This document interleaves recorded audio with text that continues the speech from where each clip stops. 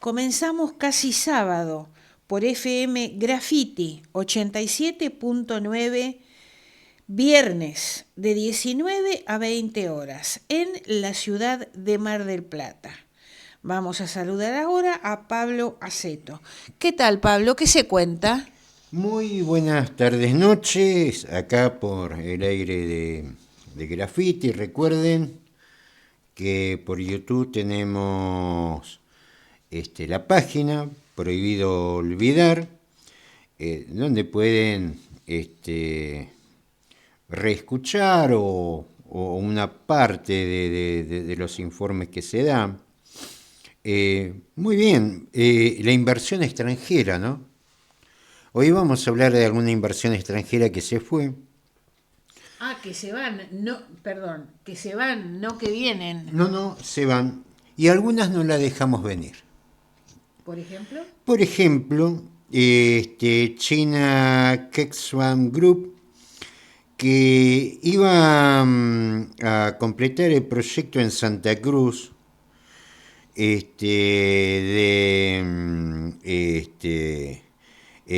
dique para aprovechar la fuerza hidráulica y generar energía. De hecho, esta obra iba a recomenzarse en marzo.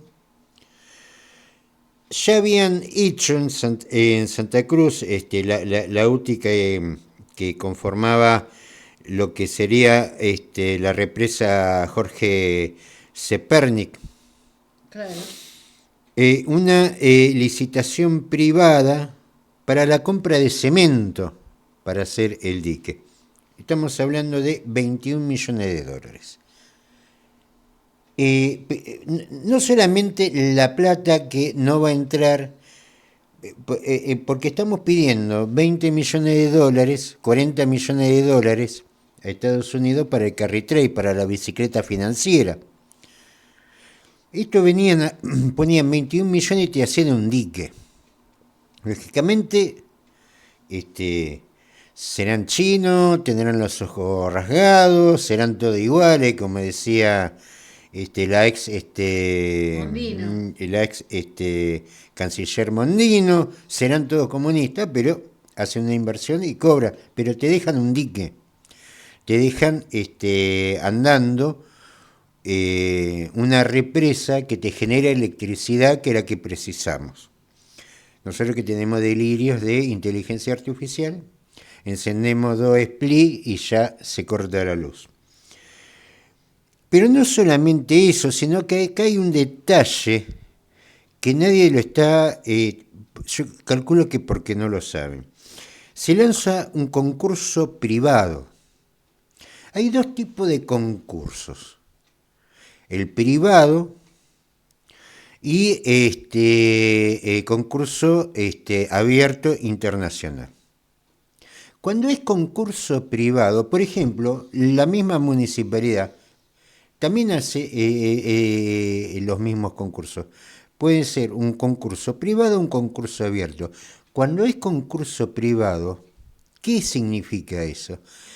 Que es la lista de proveedores habituales del Estado. Cuando vos haces un concurso abierto, como por ejemplo fue el emisario submarino, ¿por qué fue abierto e internacional? Porque no había mucha gente en el país que construyera en el fondo marino una instalación, se entiende.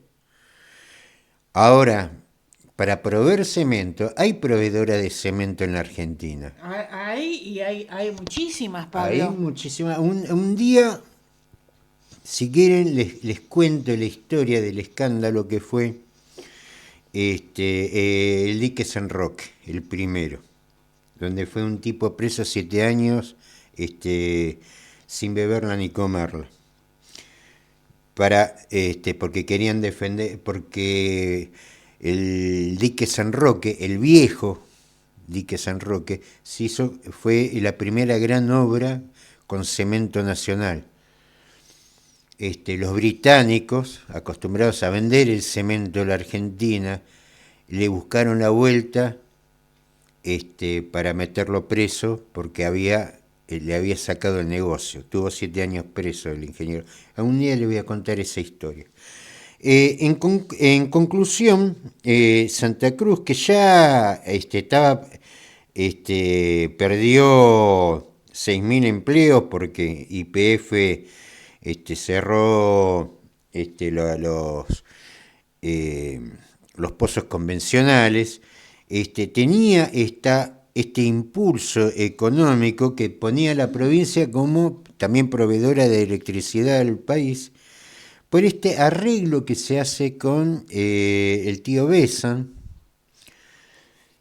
Corren a los chinos se van a hacer negocio a otro lado, ellos no tienen problema. También separa lo que es el otro radar que iba a estar en San Juan. ¿Qué función cumple esos radares? Ya hay uno, iban a instalar otro. Para la navegación espacial.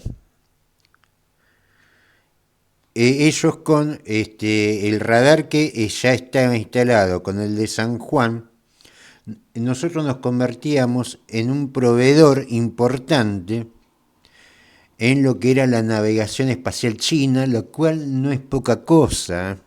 ¿Estás hablando del CAR, Pablo, el radiotelescopio chino-argentino? Exactamente, eso también lo paró Milei. Claro. Lo que nos ponía en una situación interesante en lo que era esa navegación. Irán a Chile, irán a Bolivia. Ellos lo que necesitan es tener otra antena más en el hemisferio sur. No van a faltar la misma Brasil. Sí. Bueno, esos son los negocios, pero 21 millones en cemento, que se iba a comprar cemento argentino, era una plata que venía de China y quedaba en la Argentina, dando trabajo, potenciando la provincia de Santa Cruz. Bueno, eso fue para atrás, porque evidentemente el único negocio que le interesa al gobierno es el de la bicicleta financiera, y así nos está yendo y así nos irá. La verdad, Trump decía que si perdía Milei, él se retiraba. ¿Qué ponía? 20 millones de dólares, que tampoco los van a poner.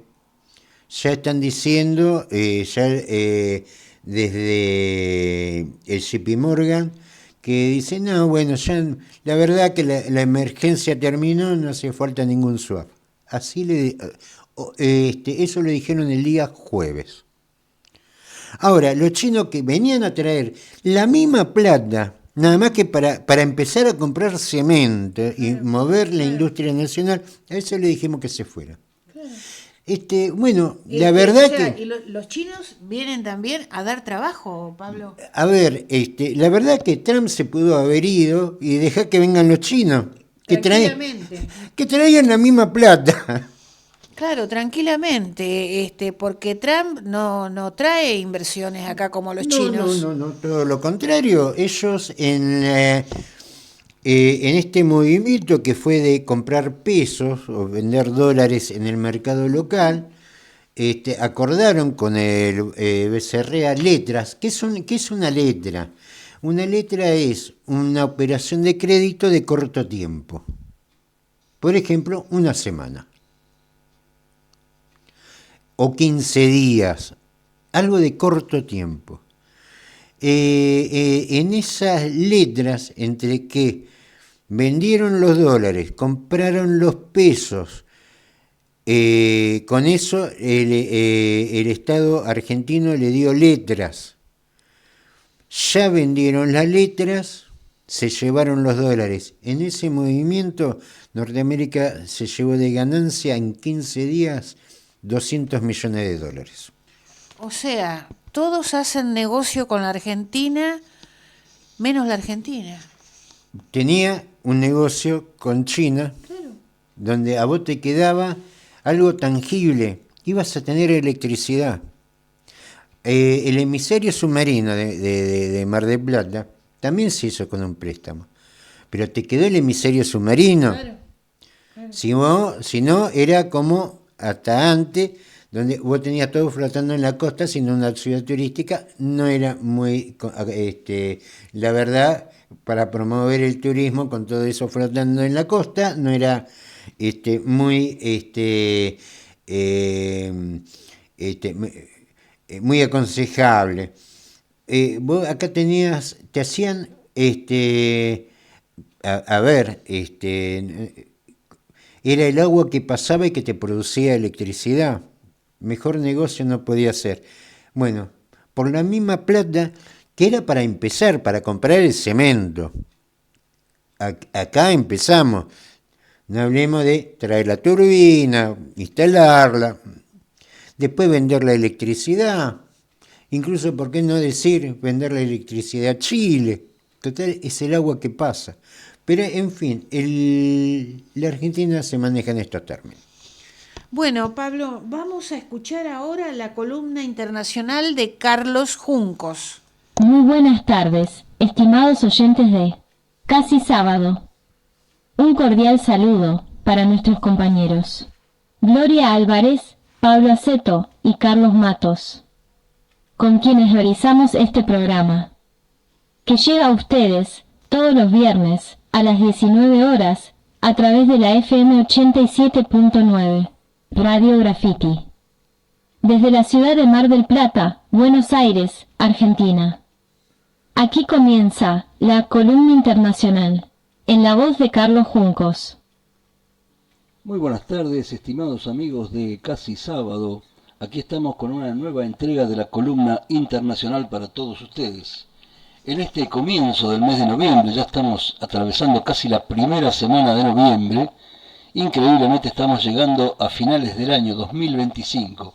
Ya se está yendo, en el mes que viene ya se vienen las fiestas y se termina este año. Bueno, como siempre, vamos a hacer una pequeña observación sobre nuestra ciudad, que está maravillosa como siempre, pero con un clima muy variable, muy variable. Tuvimos un fin de semana muy lindo, de días calurosos, agradables, y inmediatamente comenzada la semana otra vez volvió a estar nublado, lluvioso, bastante fresco y por momentos hasta frío. Pero bueno, Mar del Plata es maravillosa siempre, en todo el año y en todos los climas. Así que un gran deseo de que todos disfruten de nuestra ciudad, tanto los locales como los visitantes. Y que ahora sí pasemos directamente a las noticias internacionales que tenemos reservadas para ustedes. Y ello lo vamos a hacer como siempre pidiéndole colaboración a nuestra querida amiga Inaya, quien nos acercará un resumen de las noticias más relevantes de esta semana. Internacionales más destacadas son la escalada de tensión entre Israel y Líbano con ataques y alertas de evacuación, y la posible amenaza de ensayos nucleares tras comentarios de Putin y Trump. Además, los paramilitares en Sudán aceptaron una tregua humanitaria, y la expresidenta Janine Áñez fue liberada en Bolivia tras la anulación de su sentencia por la Corte Suprema. Bueno, tenemos una variedad de noticias para esta semana, ¿eh? Interesantísimo. ¿Qué te parece si lo hacemos un poquito más profundo, ¿sí? Profundicemos un poco sobre estos temas.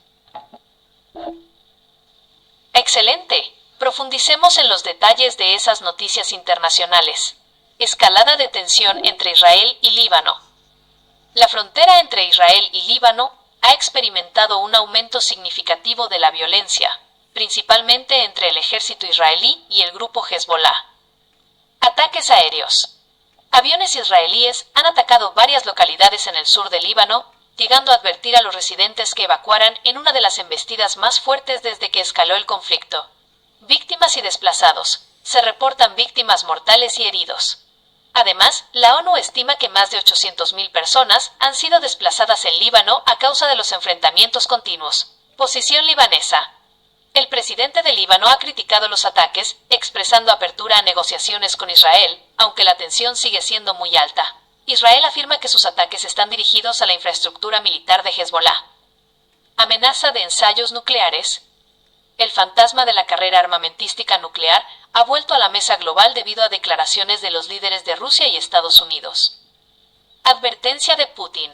El presidente ruso Vladimir Putin ha advertido que Moscú podría reanudar sus ensayos nucleares si Estados Unidos decide hacer lo mismo.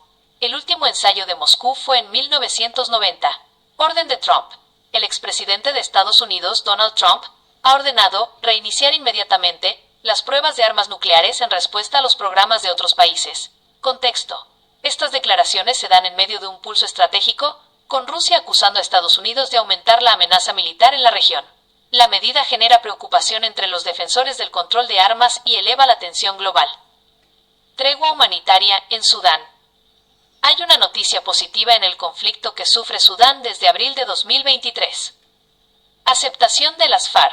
Las Fuerzas de Apoyo Rápido FARC, el grupo paramilitar en guerra con el ejército regular, anunciaron su conformidad con una propuesta de tregua humanitaria. Mediadores. La tregua fue propuesta por un grupo de países mediadores: Estados Unidos, Egipto, Arabia Saudí y Emiratos Árabes Unidos. Propósito. El objetivo es aliviar las catastróficas consecuencias humanitarias de la guerra, que ha dejado decenas de miles de muertos y cerca de 12 millones de desplazados, además de hambruna en algunas regiones como Al-Fasher. Liberación de Jeanine Áñez en Bolivia. La expresidenta interina de Bolivia ha recuperado su libertad tras una decisión judicial. Anulación de sentencia. El Tribunal Supremo de Justicia, TSJ, de Bolivia, anuló la sentencia de 10 años de prisión contra la expresidenta Jeanine Áñez por el caso conocido como Golpe de Estado 2. Motivo de la anulación. El TSJ determinó que Áñez, por su calidad de exmandataria, no debió ser juzgada por la vía ordinaria, sino mediante un juicio de responsabilidades un proceso diferente reservado para altos funcionarios. Resultado: tras casi 5 años en prisión, Áñez fue excarcelada y podrá defenderse en libertad, aunque aún mantiene otros procesos pendientes.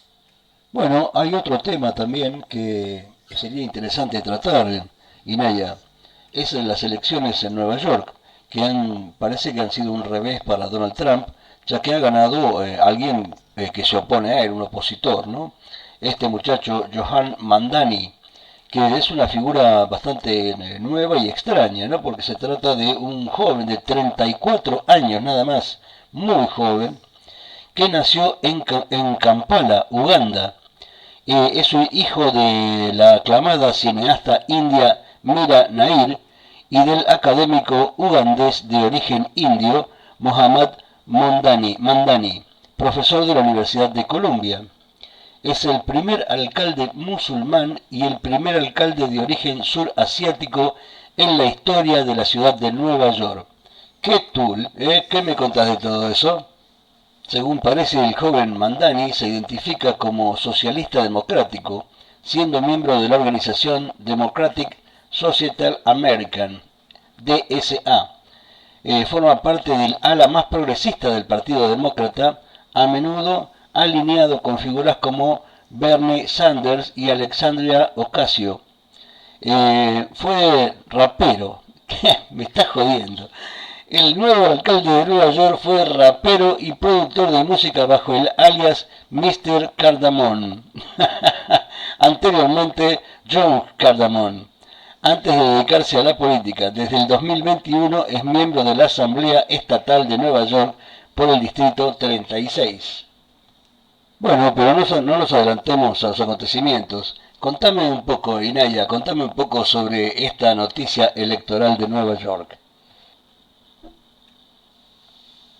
Claro, la noticia electoral más importante en Nueva York de esta semana ha sido la elección del nuevo alcalde de la ciudad de Nueva York. El ganador de las elecciones municipales es el demócrata Zohran Mamdani. Aquí tienes un resumen de los puntos clave. Victoria histórica en la alcaldía. Ganador, Zohran Mamdani, Partido Demócrata con ideología socialdemócrata socialista. Margen. Mamdani ganó con una victoria holgada, obteniendo aproximadamente el 50% de los votos y superando a sus rivales por unos 9 puntos. Hitos. Se convertirá en el primer alcalde musulmán y surasiático de la historia de la ciudad de Nueva York. También será uno de los alcaldes más jóvenes. Oposición a Trump. Su victoria se interpreta en gran medida como una clara derrota para Donald Trump, ya que Mamdani ha mantenido un discurso de oposición frontal al expresidente. Los principales contendientes. 1. Zohran Mamdani, ganador. perteneciente al ala más progresista del Partido Demócrata. Su campaña se centró en temas como la asequibilidad de la vivienda, la lucha contra la desigualdad y la justicia social. 2. Andrew Cuomo, independiente. El exgobernador del estado de Nueva York compitió como independiente después de perder las primarias demócratas contra Mamdani. Se quedó con alrededor del 41% de los votos. 3. Curtis Sliwa, republicano. Candidato republicano conocido por ser el fundador de los Guardian Angels, Ángeles Guardianes. Contexto político.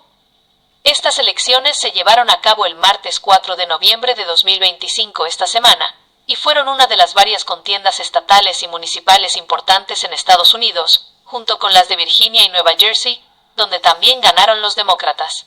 El actual alcalde, Eric Adams, no se presentó a la reelección. La victoria de Mamdani, un joven líder progresista marca un cambio de rumbo en la política de la Gran Manzana. Sí, en eso estamos totalmente de acuerdo. Es un cambio de rumbo bastante llamativo. Así que por primera vez un surasiático, musulmán y de 34 años y además rapero va a ser el nuevo alcalde de Nueva York.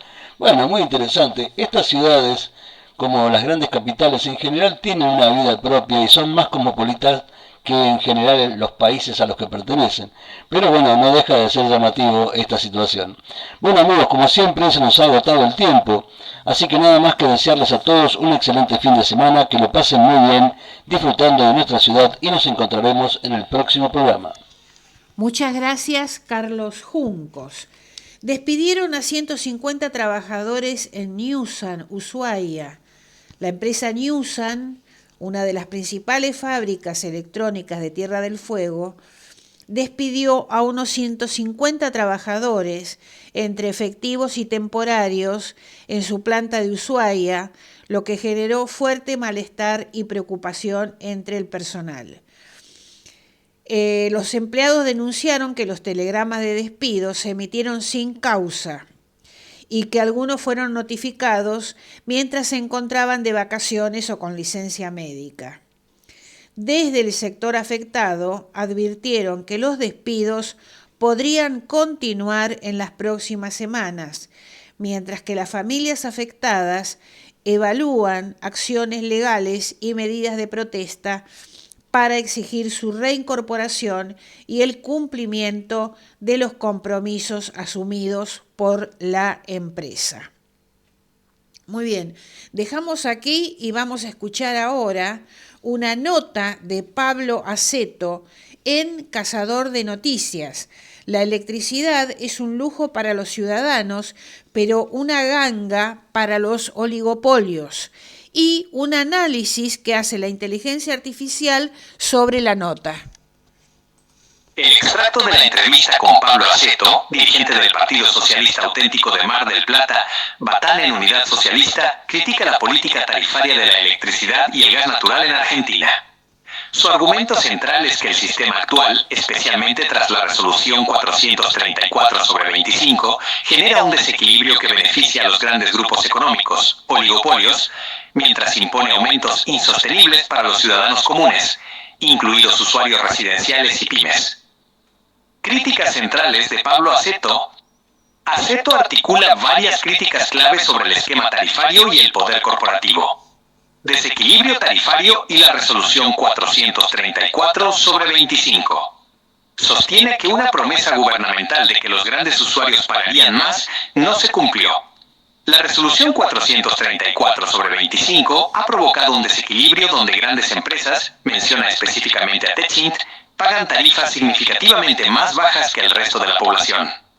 Califica la electricidad como un lujo para los ciudadanos, pero una ganga para los oligopolios. Aumentos insostenibles para usuarios comunes y pymes. Señala que desde diciembre de 2023 las facturas de gas y electricidad se han disparado. Menciona aumentos de hasta 799% en gas y 570% en electricidad para hogares y pequeños comercios. Para las pymes, los aumentos son aún más brutales. 922% en gas y 570% en electricidad. Influencia de grandes empresas y oligopolios. afirma que grandes empresas y grupos económicos como Techint tienen un poder considerable en la toma de decisiones políticas y económicas que afectan las tarifas.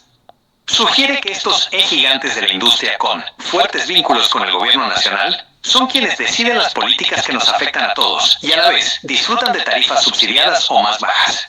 Modelo energético y privatizaciones.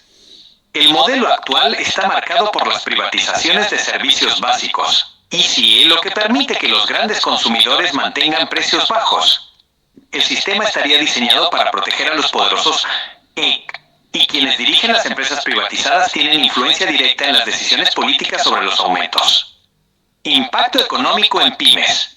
El aumento de tarifas, sumado a la inflación y la falta de financiamiento, pone en riesgo la supervivencia de las pymes y pequeños comercios. Advierte que esto puede llevar al cierre de cientos de miles de pequeños negocios PUC, lo que a su vez generaría más desempleo e impactaría las economías locales. Desigualdad social. Concluye que la situación refleja una profunda desigualdad social y una desconexión total con la realidad de millones de argentinos que enfrentan tarifas impagables. Resumen de la tesis. En resumen, la tesis de Pablo Aceto es que el gobierno nacional, a través de resoluciones como la 434/25, ha privilegiado a los oligopolios industriales como Techint con tarifas bajas para la energía, mientras que los aumentos de tarifas a hogares y pymes han sido desmedidos y ponen en riesgo la economía de los pequeños negocios, lo que demuestra un sistema energético marcado por las privatizaciones y la influencia corporativa que beneficia a los poderosos. Aquí está el análisis de la información. Análisis de la resolución 434/25 y el desequilibrio tarifario. El dirigente Pablo Aceto mencionó que la resolución 434/25, emitida por la Secretaría de Energía, generó un desequilibrio que beneficia a los oligopolios, como Techint, con tarifas bajas. 1. Contexto y contenido de la resolución 434/25. La resolución 434/2025 de la Secretaría de Energía fue publicada el 31 de octubre de 2025. Aunque el texto específico no se detalla completamente, forma parte de las actualizaciones de precios y el esquema de tarifas en el mercado eléctrico mayorista MEM. Es importante notar que esta resolución se enmarca en la emergencia energética y económica vigente y ocurre junto a otros ajustes tarifarios recientes. 2. El desequilibrio. Hogares vs industrias, grandes usuarios. La información disponible sobre el esquema tarifario actual confirma la existencia de un desequilibrio aunque lo explica como una situación estacional o un efecto colateral de un nuevo diseño tarifario. Tipo de usuario, impacto tarifario, noviembre 2025 abril 2026. Explicación del fenómeno. Hogares, residenciales. Pagarán la luz más cara que la industria en el verano. Aumentos de entre 3.4% y 4.1% en la factura final, AMBA. El nuevo esquema, resolución 400/25, mencionada en algunos artículos, asigna a los hogares una canasta de energía más costosa pero estable. Contratos a largo plazo de renovables, nuclear, etc. Industrias y comercios, grandes usuarios. Experimentarán leves aumentos, cercanos al 1%, o incluso bajas significativas, hasta 10.3% en el precio mayorista. Acceden a una mezcla que contiene más energía spot, comprada en tiempo real. En verano, el costo del combustible gas para centrales térmicas es muy bajo debido a la baja demanda estacional, lo que abarata su precio spot. 3. La tesis de Aceto confirmada, parcialmente. La crítica de Pablo Aceto de que la electricidad es más cara para los ciudadanos que para los oligopolios encuentra sustento en el panorama actual de tarifas de verano. Los hogares de mayores ingresos, nivel 1, vieron sus tarifas reducirse en términos reales, pero las tarifas de electricidad para todos los hogares resultan hasta un 15% más caras que para el sector productivo en el precio mayorista. Se confirma la paradoja. Los hogares, aunque sigan subsidiados, pagan un precio mayorista más alto que la industria en la temporada estival. Los aumentos en gas, casi 4% en noviembre, también se suman a la carga de los usuarios residenciales. Esta disparidad, según los especialistas, se revertirá en invierno, mayo en adelante, cuando el costo del gas para las centrales térmicas suba y, por ende, el precio mayorista que pagan los grandes usuarios también se dispare. Conclusión: la información respalda el argumento de Pablo Aceto sobre el desequilibrio tarifario a corto plazo, ROFA, donde los grandes usuarios se benefician de costos energéticos estacionalmente bajos, mientras que los hogares enfrentan un mayor peso en sus facturas debido a un nuevo diseño del esquema de precios mayoristas. Aceto profundiza la crítica al señalar que este diseño es el resultado de la influencia de las corporaciones, oligopolios, en las políticas energéticas. Naviera deja de operar en Mar del Plata porque una empresa inaugurada por Milei incumplió con la carga a exportar.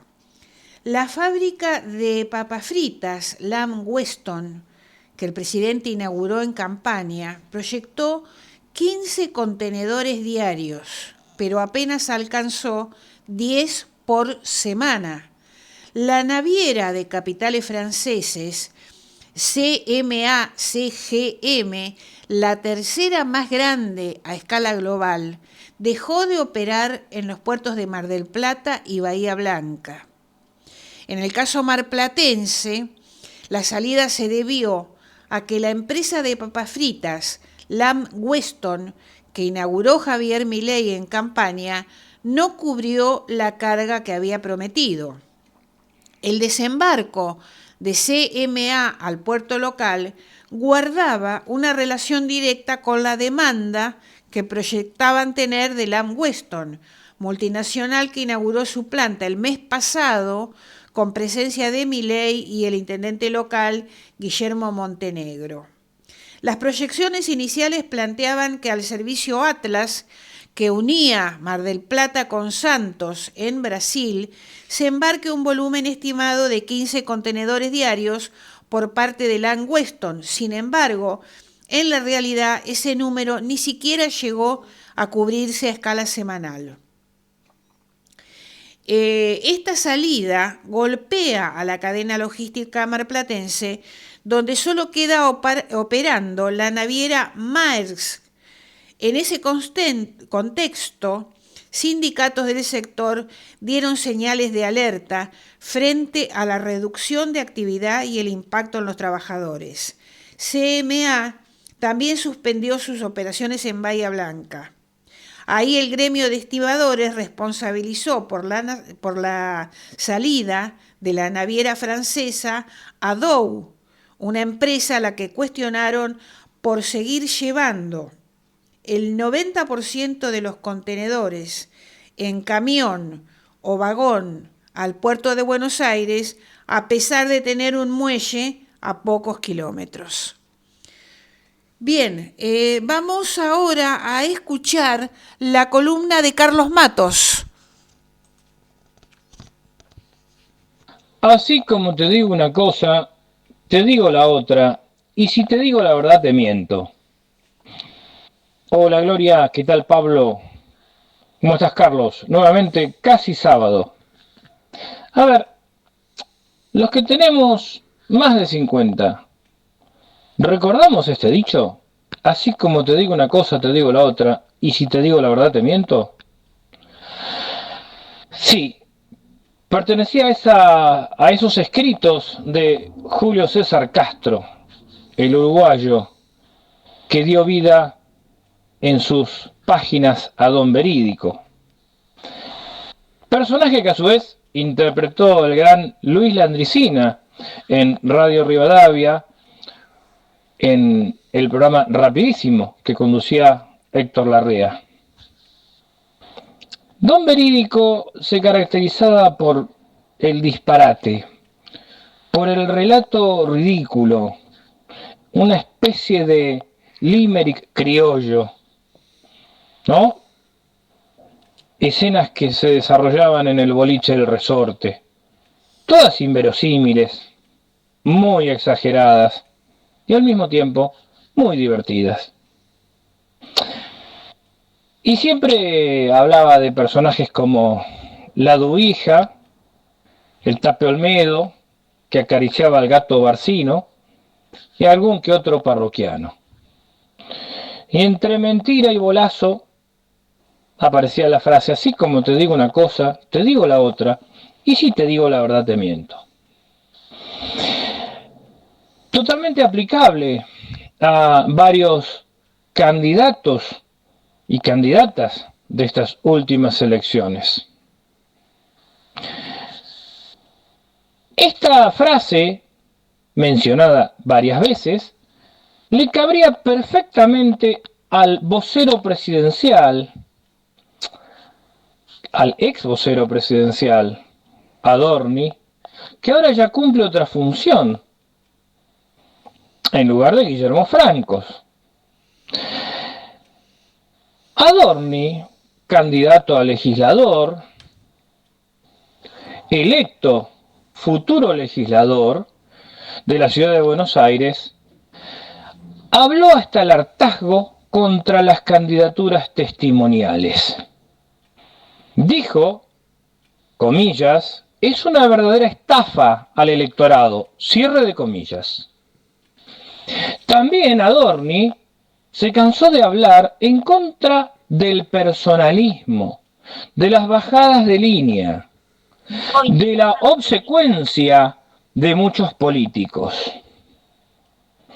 Bien, pero de pronto se olvidó de todo eso porque no tuvo ningún inconveniente el miércoles pasado en asumir el cargo que antes era de Guillermo Francos. Así como te digo una cosa, te digo la otra, y si te digo la verdad te miento. Le preguntaron entonces a Adorni, ¿pero cómo? ¿No es que estaba usted en contra de las testimoniales? Y dijo, sí, yo estoy en contra de las testimoniales, porque es más, yo estaba trabajando para ser legislador y me encontraba reuniendo material e información para mi futura función de legislador. En ningún momento yo tuve en mente no ser otra cosa más que legislador a partir del 10 de diciembre. Pero el presidente me pidió que asumiera este cargo. ¿Cómo? Entonces las convicciones, ¿no era que estabas también en contra de los personalismos? O sea, Adorni, ¿no tenés palabra? ¿No sos capaz de mantener un principio? ¿O te volviste marxista?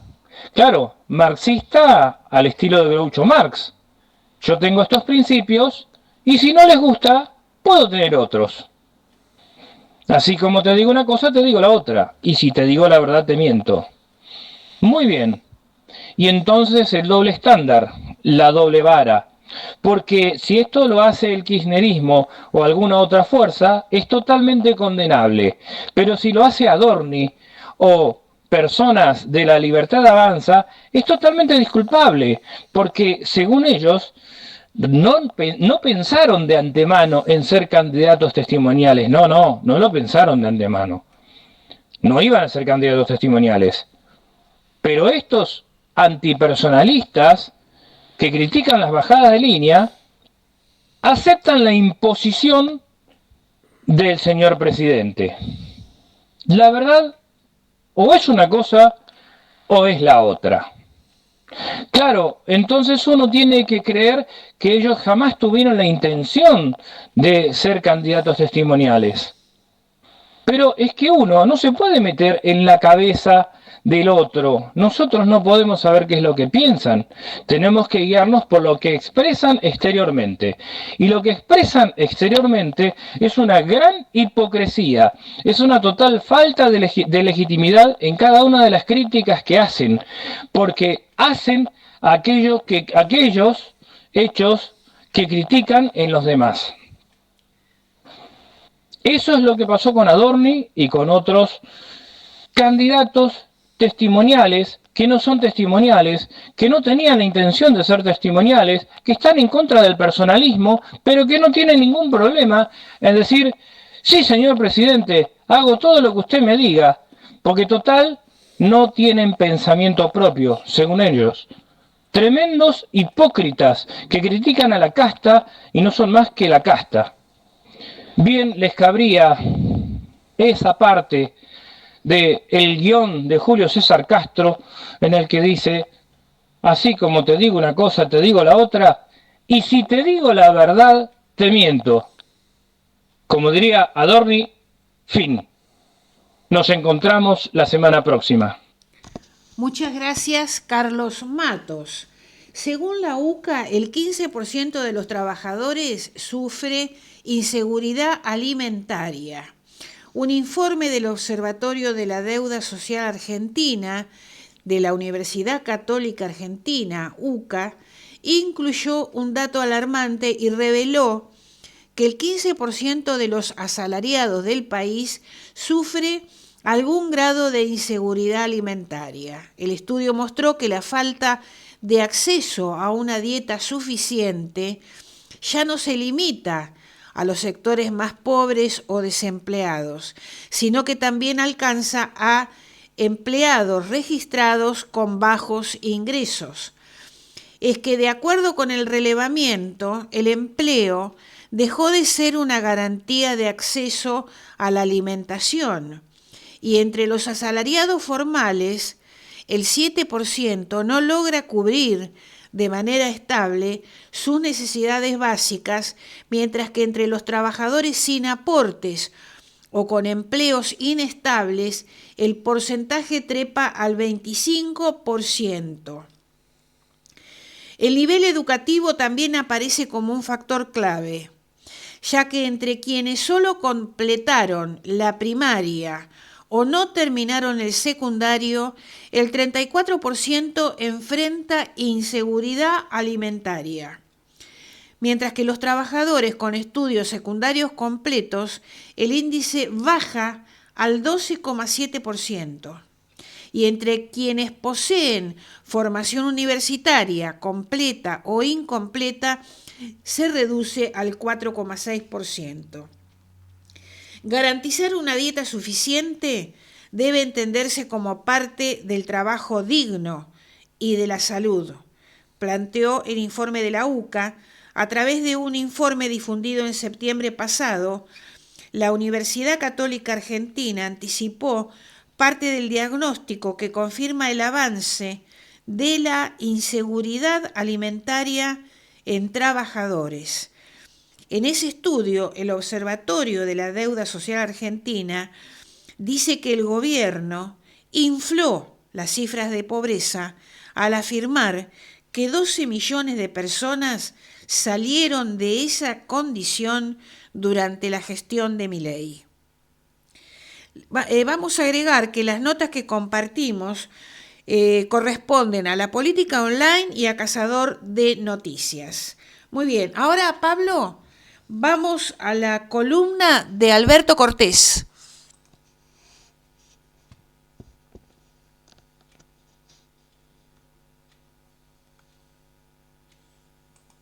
El triunfo electoral de la ultraderecha en los comicios parlamentarios del 26 de octubre en la Argentina fue provocado centralmente por el miedo a un colapso cambiario y económico inmediato del núcleo blando que fluctúa y define elecciones, y la falta de una perspectiva esperanzadora clara por parte de la oposición peronista.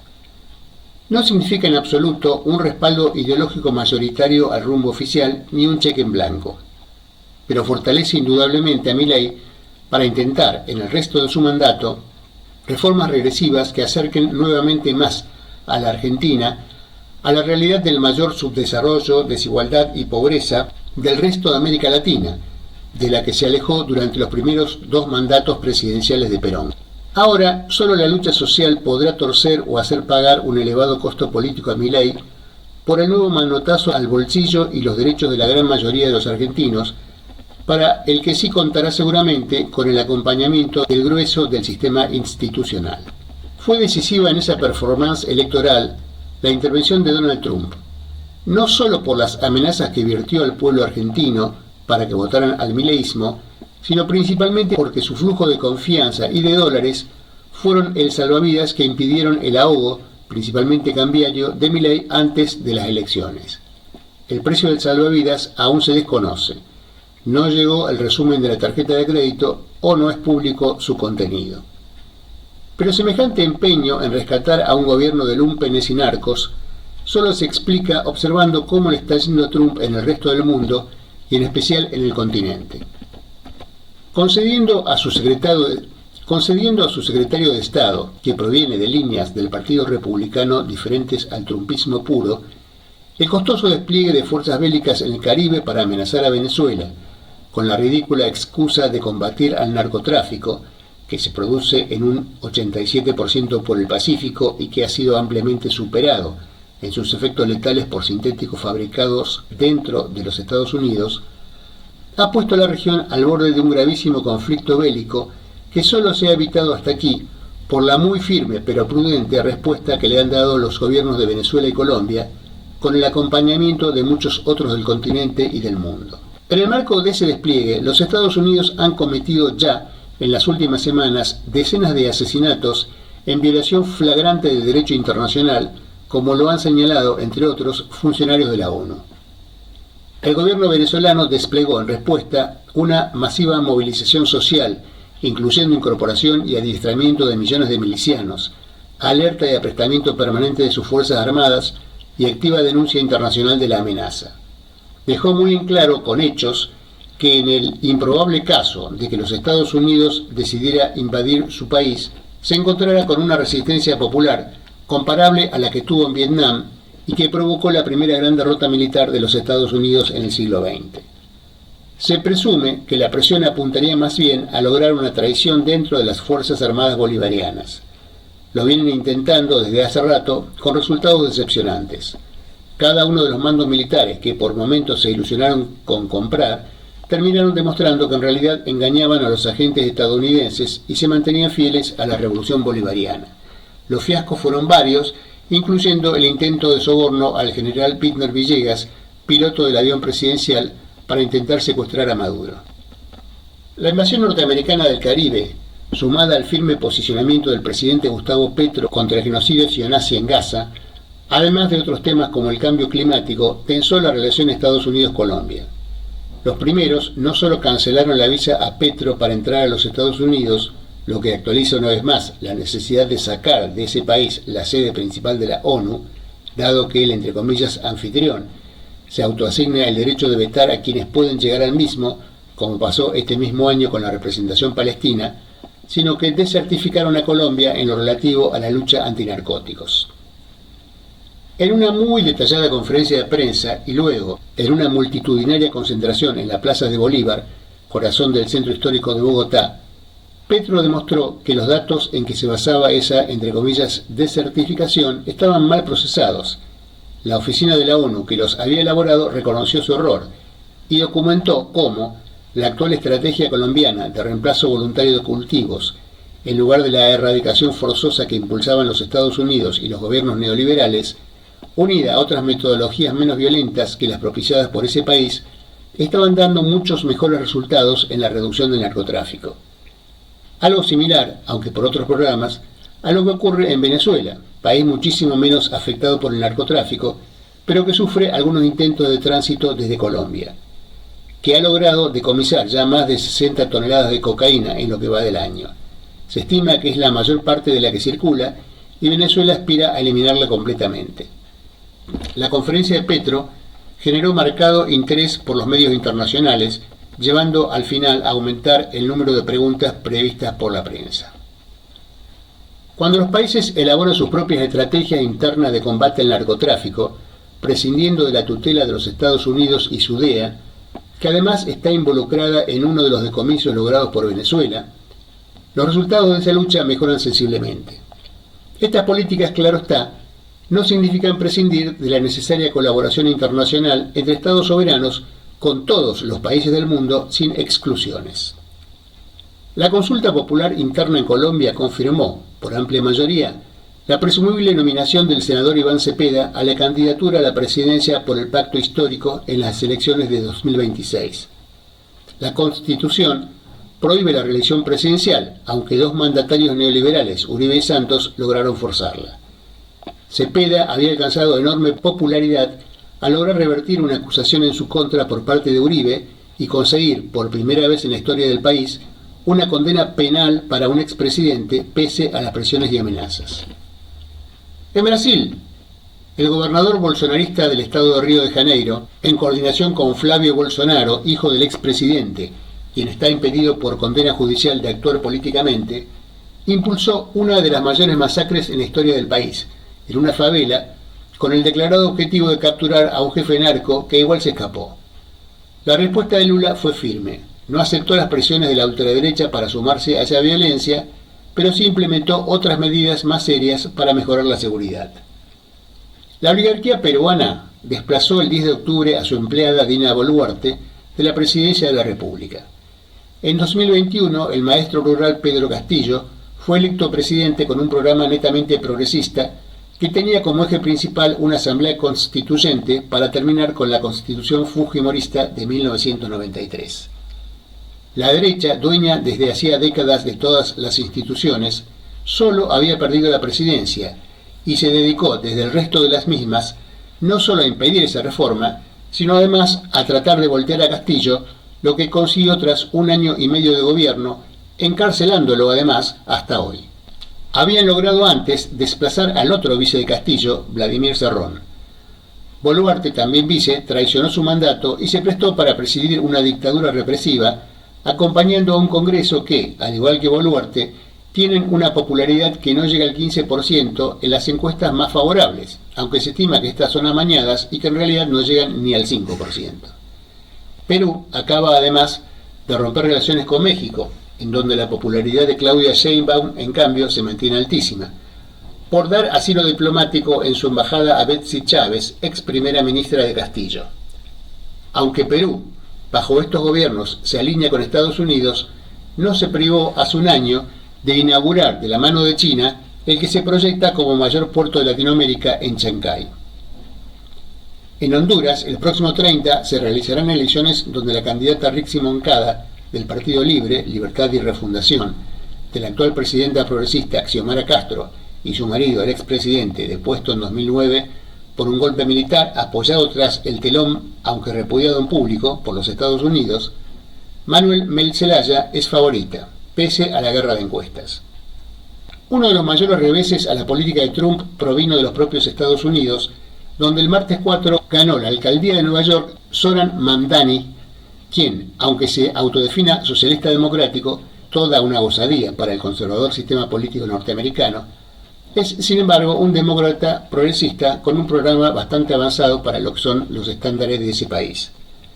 La elección fue una cachetada para Trump, quien se había enfrentado frontalmente con él y mutuamente, llegando hasta a prometer recortar los flujos federales a la ciudad si ganaba. Fue parte de una ola de varios reveses electorales en otros estados, el mismo día, en consonancia con la caída de Trump en las encuestas y que podría preludiar la pérdida en 2026 de las elecciones de medio término y en 2028 o antes de la presidencia. El país se encuentra en medio de un cierre del gobierno, el más largo de la historia, por el cual se acusan mutuamente el gobierno y los demócratas. Esto genera numerosos problemas a la ciudadanía y las disruptivas y cambiantes políticas de Trump crean además bastante incertidumbre. Aunque a Trump le va por ahora muy bien en la Argentina y algunos otros países más pequeños como Ecuador, Paraguay y El Salvador, en el resto del continente sus bravuconadas no parecen lograr similares efectos. Nos vamos. Recordamos que los miércoles estamos con Prohibido Olvidar de 9 a 10 horas y los viernes con Casi Sábado de 19 a 20 horas por FM Graffiti 87.9. Nos despedimos con el informativo criollo a cargo de Carlos Juncos y un tema musical. Vamos a escuchar a Mercedes Sosa y Shakira, La Masa. Saludos para todos.